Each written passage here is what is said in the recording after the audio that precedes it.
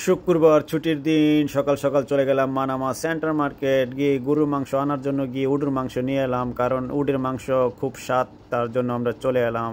সকালটা তৈরি রাখছে, তো উটের মাংস নিয়ে চলে গেলাম আমরা সিধা মাছ বাজারে। তো মাছ বাজারে যাই অনেক সুন্দর সুন্দর নদীর মাছ তৈরি রাখছে।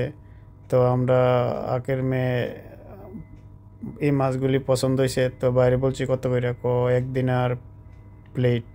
তো পছন্দ হওয়ার পরে ওটাই নিলাম, ভালোই নিলাম। পরে মাছ বাজারের ভিতরে গিয়ে দিয়ে অনেক সুন্দর সুন্দর মাছ, তো মাছগুলি মাংস কাটটা সব বেচ চালাইছে, শুধু 8 তৈরি রাখছি, ইডি বিলে 1.5 দিন আর কিলো কাঁকড়া আছে। তো আমরা মাছ বাজার শেষ করে চলে যাচ্ছি গাড়িতে, চলে এলাম সরাসরি গাড়িতে। আমাদের শপিং করা শেষ, তারপরে আমাদের হালকা সবজি কেনা দরকার ছিল, তারপরে আবার সবজি কেনার জন্য চলে গেলাম। সবজি টবজি নিয়ে লাউ চাল কুমড়া নিয়ে পেঁয়াজ চলে এলাম রুমে।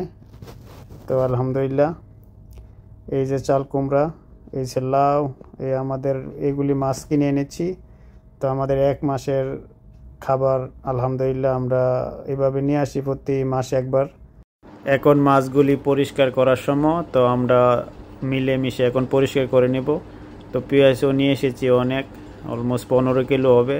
তো এটি পরিষ্কার করে রেখে দেব, 1 মাস চলে যাবে। সাথে মাংস নিয়ে এলাম, আজকে শুক্রবার মাংস পাক করা হবে ইনশাআল্লাহ।